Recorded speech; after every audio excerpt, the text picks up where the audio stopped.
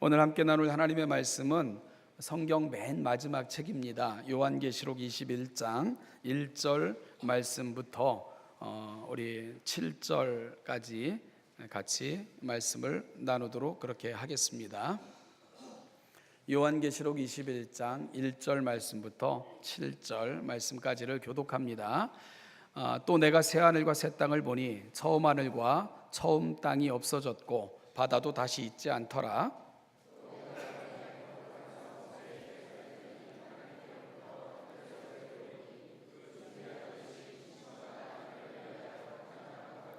내가 들으니 보좌에서 큰 음성이 나서 이르되 보라 하나님의 장막이 사람들과 함께 있음에 하나님이 그들과 함께 계시리니 그들은 하나님의 백성이 되고 하나님은 친히 그들과 함께 계셔서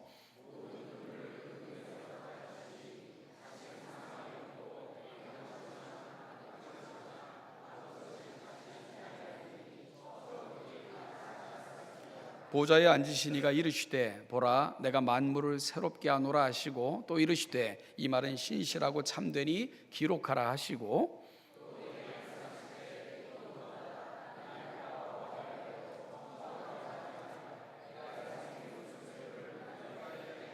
같이 읽죠. 이기는 자는 이것들을 상속으로 받으리라. 나는 그들의 하나님이 되고 그는 내 아들이 되리라. 아멘. 오늘 저와 여러분들이 함께 읽은 본문은 최종적인 이 성경에서 제시하는 하나님의 꿈을 보여주는 아주 중요한 단락입니다.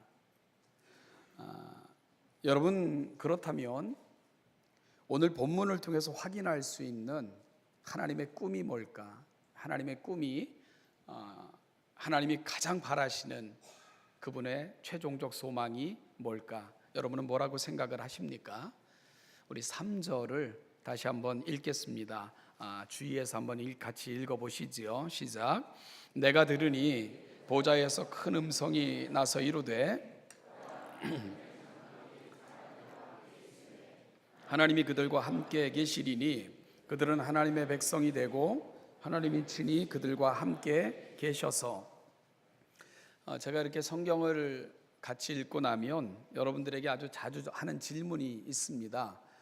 제가 어떤 질문을 자주 합니까?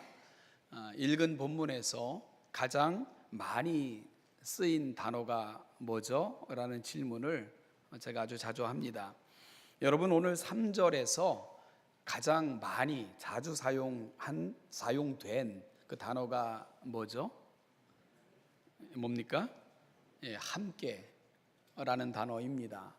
헬라어로는 메타라고 하는 전치사인데요, 더불어라는 의미도 갖고 있습니다. 자, 그렇다면 여러분 성경에서 우리가 볼 수 있는 하나님의 꿈, 그분이 가장 소망하시는 그 소망은 뭘까요? 바로 그분의 나라에서 그분의 자녀들과 함께 거하시는 것, 이것이 바로 하나님의 최종적인 꿈이고 그분의 가장 큰 소망이십니다. 그리고 이것이 성경 마지막 장면에서 보여주고 있는 가장 감격스러운 장면이기도 합니다. 오늘 본문은 바로 그 꿈을 위해 하나님께서 마치 신부가 신랑을 위해 단장한 것처럼 그 자녀들을 위하여 거하실 처소를 예비하시고는 그리고 그 나라로 초청하시는 장면을 요한이 환상 중에 보고 기록한 부분이 바로 함께 읽은 본문입니다.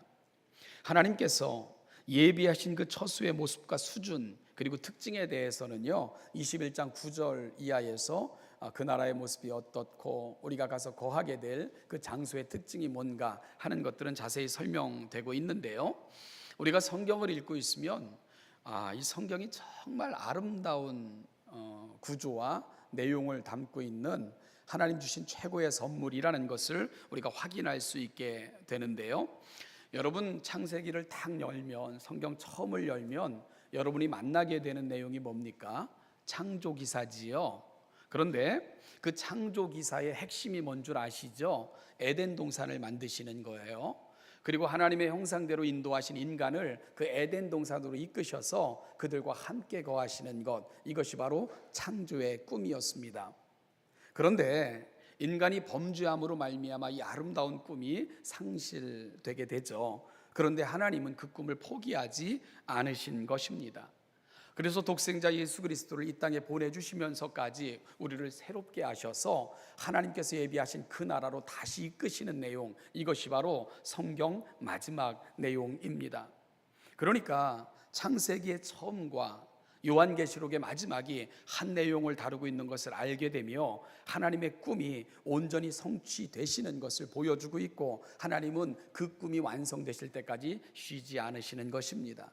그래서 예수님께서 이 땅에 오셔서 하신 말씀도 아버지가 일하시니 나도 여전히 일한다. 바로 그 나라에 사랑하는 백성들을 이끄셔서 하나님이 창조해 꾸셨던 꿈이 완성되기까지 하나님은 지속적으로 수고하시는 것, 이것이 바로 성경이 밝혀주고 있는 내용입니다. 그러니 여러분, 성경이 너무 아름답지 않습니까?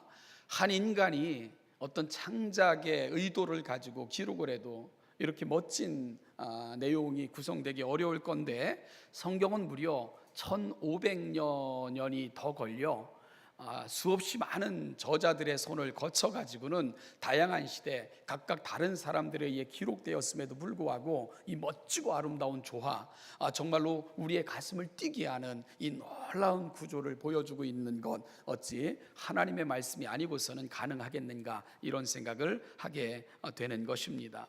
여러분, 이것이 바로 우리가 성경을 통해서 보는 하나님의 멋짐이고 하나님의 소망이고 또 꿈에 우리가 함께 나아갈 수 있게 되는 거죠.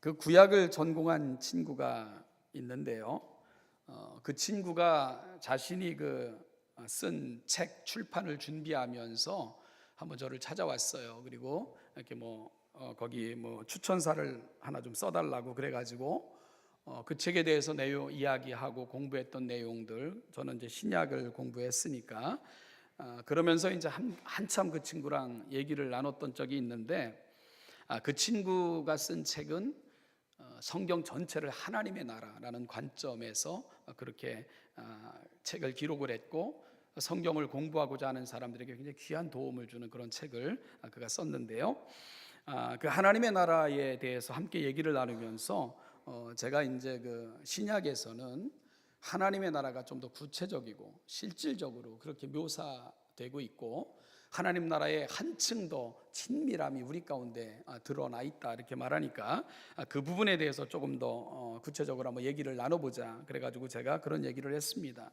신약에서는 그 하나님의 나라의 개념이 조금 더 분명하고 확실하고 놀랍게 구체화되고 있는데, 그것은 바로 가족이라는 개념으로 나아가는 것이다, 이렇게 설명을 했습니다.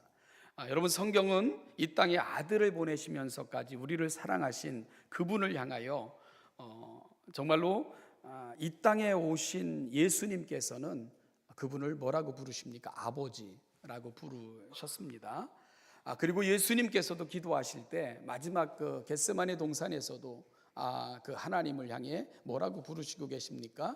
아바 파테르, 그러니까 아빠, 아버지라고 부르시면서 기도하고 계시죠. 그래서 지금 우리가 사용하는 성경은 예전에는 그 아버지요, 아버지요, 그런데 지금은 아빠, 아버지요, 이렇게 제대로 번역을 해놓은 것을 보게 됩니다.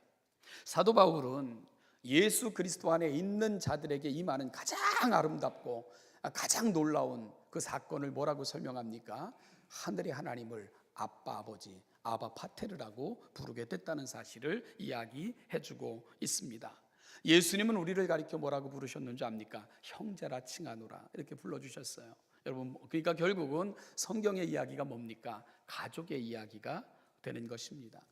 한 하나님을 아버지로 섬기며, 그리고 이 땅에 오신 예수 그리스도를 형제라 이렇게 부르며, 그리고 지금도 우리를 인도하시는 성령 하나님은 우리를 벗이라 칭해 주시는 이 놀라운 구조, 이것이 바로 성경이 갖고 있는 이야기이고, 그래서 구약에서는 분명하게 드러나지 않지만 바로 하나님의 나라의 특징은 가족의 개념으로 가고 있다라고 그 친구와 이야기를 나눴죠. 그랬더니 그 친구가 결국은 하나님의 나라는 그분의 가족의 이야기네 하는 것으로 대화의 결론을 함께 내릴 수 있었습니다. 사랑하는 여러분, 성경의 이야기가 무슨 이야기라고요?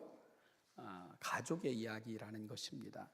바로 우리를 가족으로 부르시고 거룩한 하나님의 나라, 그 영원한 하늘나라를 상속받도록 초청하시는 이야기, 그것이 바로 성경의 이야기입니다. 왜냐하면 우리가 그분의 자녀이기 때문입니다. 오늘 우리는 그 사실을 누리고 있는 것입니다. 그리고 이 가장 놀랍고도 확실한 것은 주님 앞에 설 때 그 나라에서 완전히 경험하실 여러분들의 이야기가 될 것입니다. 오늘 본문에서는 바로 그렇게 자녀로 부르셔서 그 영광스러운 나라로 초청하신 그분께서 그 자녀들을 대하시는 모습을 아주 상세하게 그려주고 있는 장면입니다. 벌써 그 5월의 마지막 달이네요. 제가 그 창조라는 컨셉을 통해서 가정의 이야기를 한 달 동안 나누었는데요. 이 가정의 달을 마무리하면서 오늘 마지막 주 그 설교를 오늘 주님께서 예비하신 새하늘과 새 땅의 이야기를 통해서 마무리하고자 하는 것은 바로 가정의 가치와 그리고 하나님이 가정을 향해 갖고 계신 소망이 오늘 이 땅에서는 어떻게 우리가 찾고 누리고 또 경험하고 회복해야 되는가 하는 것들을 주제로 삼고 싶었기 때문입니다. 오늘 본문을 통해서 보여주시는 그 가족을 향한 아버지의 이야기를 함께 나누면서 오늘 이 시대 우리 가정이 회복해야 될 가치가 무엇인가 하는 것들을 함께 좀 나누어 보도록 하겠습니다. 여러분, 이런 이야기를 하나님께서 그 사랑하는 가족들을 위해 어떤 일을 행하셨는가 하는 것들을 살피는 가운데 찾아보고자 합니다. 첫째는요, 하나님께서는 그 가족을 위해 정성을 다해 그 거처를 준비하셨음을 오늘 성경은 알려주고 있습니다. 즉 하늘 아버지께서 그 가족들을 위해 하신 첫 번째 일이 뭐라고요? 정성을 다해 하나님 나라 가족을 위한 거처를 준비하셨다는 것입니다. 가정은 부부가 결혼해서 자녀를 낳았다고 해서 시간이 흐른다고 저절로 좋은 가정으로 만들어지는 것은 아닙니다. 여러분, 아무리 아름다운 곳도 가꾸지 않고 방치해 놓는다면 얼마 지나지 않으면 사람의 발걸음조차 닿을 수 없는 그러한 어떤 그 무성한 지역으로 바뀌어 버리지 않습니까? 아무리 아름다운 건물이라 할지라도 여러분 보존하고 가꾸고 그리고 또한 그 세밀하게 신경 쓰지 않으면 퇴락되어지고요, 결국은 낡아 무너지는 것이 또한 아무리 화려하게 지은 건물이라 할지라도 건물의 이치 아니겠습니까? 그래서 하나님께서도 천지를 창조하신 후 하나님의 형상대로 지음받은 인간에게 무엇을 부탁하십니까? 보존하고 관리하고 다스려 달라, 이렇게 부탁하셨던 것이지요. 가정도 그렇습니다. 오늘 본문을 보면 하나님께서 인간들을 위해 마련하신 새하늘과 새 땅의 환상을 요한이 보게 됩니다. 그럴 때 요한은 그 모습을 어떻게 묘사하고 있습니까? 신부가 신랑을 위하여 단장한 것 같더라, 이렇게 표현하고 있습니다. 물론 여기서 신부는 새 신부, 물론 신부가 새 신부 뭐 이상하지만 어쨌든 이제 결혼을 앞둔 신부를 말합니다. 신랑은 새 신랑을 말하는 거죠. 여기 제가 새 신부, 새 신랑, 이 새 자를 강조하는 이유를 아시겠습니까? 여러분, 주님은 이 세상에서의 모든 사역을 마치신 후 떠남의 시간이 가까워오자 제자들에게 이제 떠날 것이다 하고 떠남에 대해서 강론을 하셨습니다. 요한복음 13장 이하의 내용입니다. 그러자 당황한 제자들이 불안해하면서 도대체 어디로 가시는데요? 주소라도 좀 알려주시면 좋지 않겠어요? 하면서 예수님께 질문합니다. 그러자 주님께서는 그 가시는 이유를 뭐라고 설명하셨는 줄 압니까? 내가 너희들이 거할 처소를 예비하러 간다. 그리고 처소가 예비되면 내가 너희를 영접하기 위해 다시 오실 것이다, 이렇게 약속을 하셨습니다. 그러니까 여러분, 주님은 십자가에서 떠나는 순간 그리고 하나님께 돌아가는 그 사건의 의미를 우리들의 처소를 예비하러 가는 것으로 그렇게 설명하셨다는 것입니다. 그리고 예비되면 다시 오시겠다 약속하셨어요. 그런데 주님께서 아직도 오지 않고 계십니다. 그러면 지금 이 시대의 의미가 뭡니까? 우리들의 거처를 주님께서 준비하시는, 그리고 그곳에 거할 충만한 숫자가 차기까지 기다리시는 시간이 오늘 우리가 살아가는 이 시대의 의미가 되는 것입니다. 주님께서 사랑하는 자녀들과 함께 거하실 그 처소를 예비하는 시간, 바로 지금은 그런 시간이고요. 그리고 그 나라에서 그분과 함께 그분이 준비한 자리에 거할 자녀들의 숫자가 차면 주님은 다시 와서 그 자녀들을 그 자리로 인도하셔서 영원한 복과 은혜를 누리도록 그렇게 인도하실 것입니다. 여러분, 바로 우리가 장차 경험할 그 나라, 그 모습을 가장 먼저 본 사람이 누구냐면 요한입니다. 그럴 때 요한이 그 모습을 보고는 뭐라고 감탄사가 그의 입에서 터져 나옵니까? 신부가 신랑을 위하여 예비한 것 같더라. 여러분, 새 신부가 새 신랑을 만날 준비를 할 때 그 인생에 있어서 가장 아름다운 순간 아니겠습니까? 그러니까 표현할 수 있는 가장 아름다움이 주님이 예비하신 그 처소라고 요한은 고백하고 있는 것입니다. 사랑하는 하늘 가족을 위해 예비하신 처소인 새하늘과 새 땅, 어찌 보면 오랜 시간 동안 주님께서는 공들여 계획하시고 준비하시고 그리고 완성하셔서 그 사랑하는 자녀들을 영접하실 공간, 바로 그 공간이 새하늘과 새 땅이 되는 셈입니다. 여러분, 그러니 기대되지 않으십니까? 하늘의 하나님께서 이 오랜 시간 동안 공들여 여러분들을 가장 아름답고 멋진 곳으로 인도하기 위해 준비하시는 그곳, 이곳이 바로 새하늘과 새 땅인데 여러분, 우리 안에 기대가 없다는 것, 그게 오히려 이상하지 않겠습니까? 어찌 그 감격이 요한만의 감격이겠습니까? 우리의 감격이어야 되고요, 우리가 장차 경험할 그 감격이 될 것입니다. 사랑하는 성도 여러분, 우리 가정도 최선을 다해 이렇게 가꾸어 나아가야 됩니다. 가정은 결혼하고 시간이 지나니까 자녀가 태어나고 또 시간이 지나니까 인원이 늘고 이런 무의미한 순환이 이루어지는 곳이어서는 결코 안 된다는 것입니다. 하나님께서 그 가족을 만들기 위해 감당하셨던 희생, 그 오랜 시간 동안 기다리시면서 가족을 부르셨던 인내, 그리고 결국은 그 가족들을 가장 아름다운 곳으로 인도하고야 마시는 그 하나님의 헌신, 이런 것들이 하나님께서 그 사랑하는 자녀들을 위해 행하신 것입니다. 그렇다면 오늘 그 하나님을 아버지로 섬기며 오늘 우리의 작은 모형인 가정을 허락하신 그 하나님의 특별한 섭리 가운데 우리의 가정이 있다고 고백하신다면, 하나님이 우리를 위해 펼치셨던, 보여주셨던 그 모습이 오늘 가정을 향한 우리의 헌신과 고백과 감격으로 가했어야 되지 않겠습니까? 요한이 보고 놀랐던 그 감탄사가 우리 가정의 감탄사가 돼야 되지 않겠습니까? 지난번에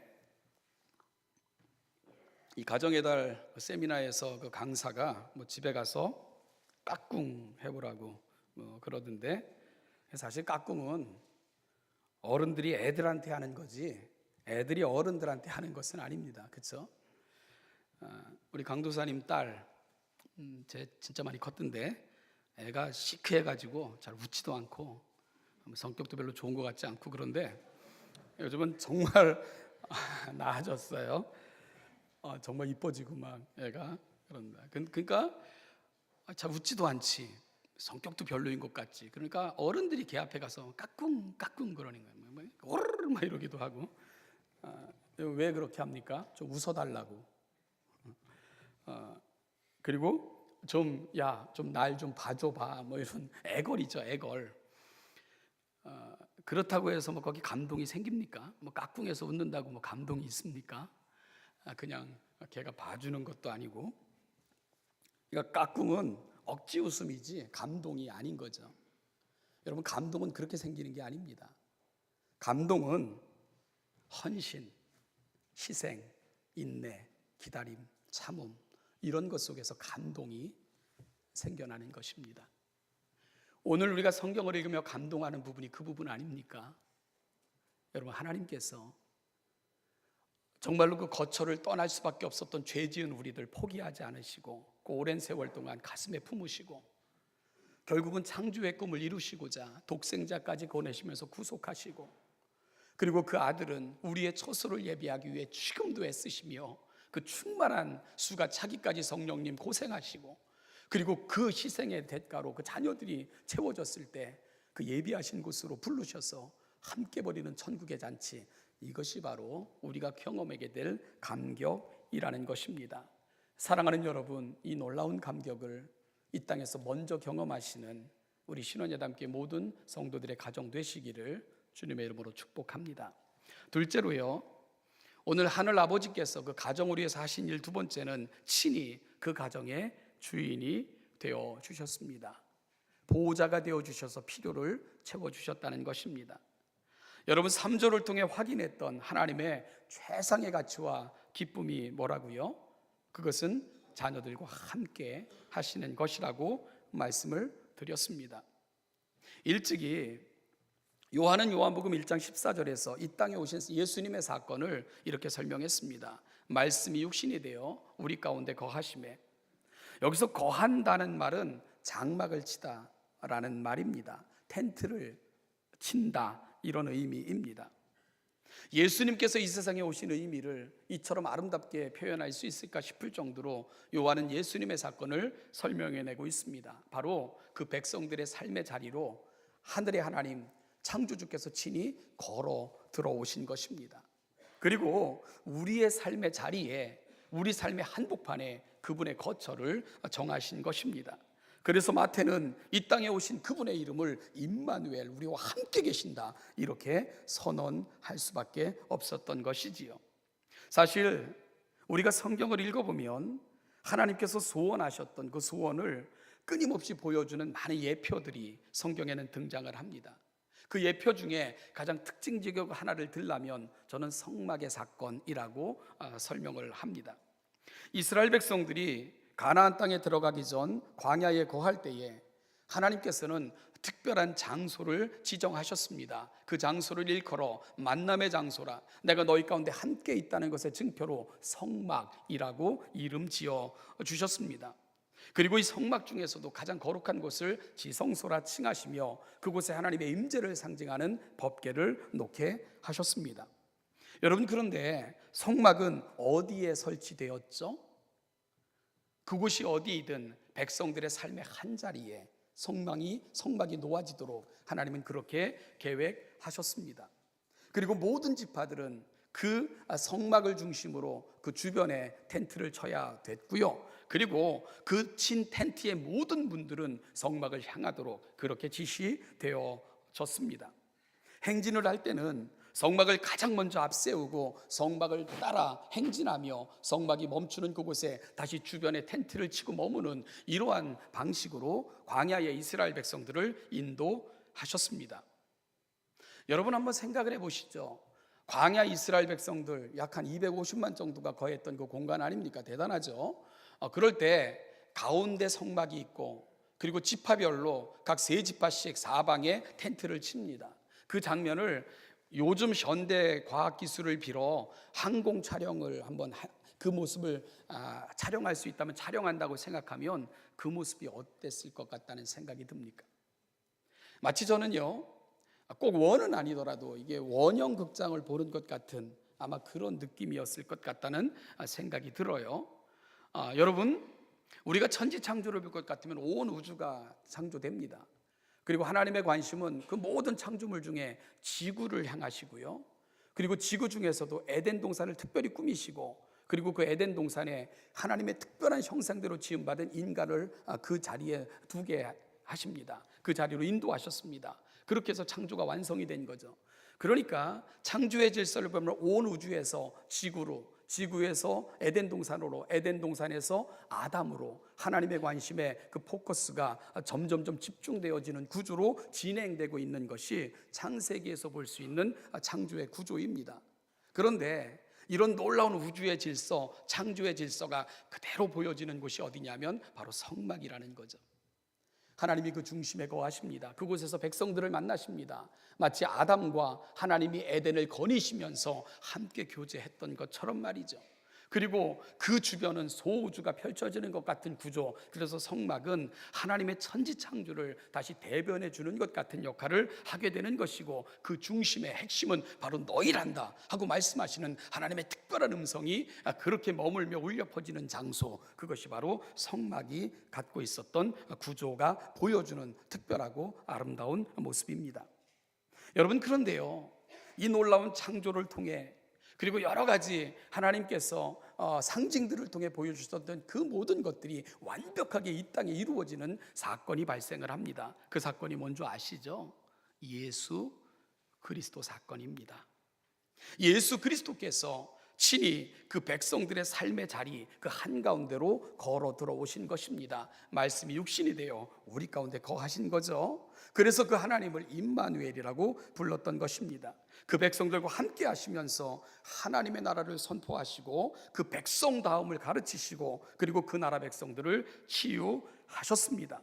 그리고 이 모든 것들의 그 최종적 완성은 바로 우리가 장차 가서 거하게 될 새하늘과 새 땅에서 경험하게 될 것을 예수님께서는 말씀하시면서 그분의 사역을 마치시고 이 세상을 떠나신 것입니다. 그리고 성경은 바로 그분께서 바로 예비하신 처소로 그 백성들을 인도하시는 것으로 마무리되는 거죠. 여러분, 그렇다면 오늘 우리 가정이 지녀야 할 또 다른 가치는 뭘까? 바로 우리도 하나님을 우리 가정의 삶의 중심에 모셔야만 됩니다. 여러분, 이것이 바로 하나님의 꿈이에요. 우리 삶의 중심으로 걸어 들어오길 원하시며 우리의 모든 것들과 함께 하시길 원하시는 것, 그것이 바로 가정을 향한, 우리 인생을 향한 하나님의 꿈인 것을 놓치지 않았으면 좋겠습니다. 하나님을 우리 가정의 삶의 중심에 모시라는 거예요. 광야 이스라엘 백성들은 일어나자마자 텐트에 문을 걷습니다. 그럼 성막이 보여요. 여러분, 하루를 마치면서 텐트에 문을 닫고자 할 때 그들은 성막을 보며 하루를 마무리했습니다. 우리 가정 시작이 하나님을 뵙고 마무리가 하나님을 뵈며 그 하나님이 우리와 함께 하심에 대한 큰 꿈과 소망으로 그리 시작하고 마칠 수 있는 우리 가정, 바로 성막을 통해 보여주던 하나님의 꿈이 온전히 임하는 그런 가정들로 성장해 갈 수 있기를 간절히 소망합니다. 여러분, 우리 가정의 그림을 다시 그렸으면 좋겠습니다. 가정의 중심에 무엇이 놓여 있는가? 가장이라고 해서 남편이 가정의 중심에 놓여서는 안 됩니다. 경제권을 쥐고 있다고 해서요, 아내가 가정의 중심에 놓여 있어서도 안 됩니다. 혹은 모든 구조가 뭐 어디서 살고 무엇을 먹고 무엇을 해야 되는가, 요즘은 그게 다 자녀들이에요. 자녀들. 그 자녀들이 우리 삶의 중심에 놓여서도 결코 안 됩니다. 여러분, 우리 삶의 중심에는 하나님이 놓이셔야 됩니다. 성막을 통해서 깨어 성막을 바라보며 잠들 때 성막을 바라보고 하나님이 오늘 우리를 향해 무엇을 소망하시는가를 끊임없이 함께 논의하며 가족 공동체가 그 하나님의 꿈으로 함께 나아갔던 그 아름다운 성막의 구조가 오늘 우리 가정을 통해 회복되어야 된다는 것입니다. 나를 버리고, 그리고 우리 아집과 고집이 아닌 하나님이 우리 가정의 중심에 그리 위치하셔서 하나님의 꿈이 우리 가정을 통해 이루어지게 하옵소서 기도하시며 그리 가정을 만들어 가시는 저와 여러분 모든 가정들이 되셔서 하나님의 광채가 우리 가정을 통해 비춰지시기를 간절히 축복합니다. 마지막으로요, 하늘 아버지께서 오늘 본문을 통해서 그 가족을 위해 보여주셨던 모습은 사랑과 격려와 용서 그리고 회복을 경험하게 해 주셨습니다. 이것이 결국은 하나님께서 이 땅에 가정을 허락하신 궁극적 이유이고 목적일 것입니다. 그리고 이 모든 것들은 하나님 그분 앞에서 완전하게 경험하게 될 것입니다. 우리 4절을 한번 같이 읽어보겠습니다. 4절입니다. 시작. 모든 눈물을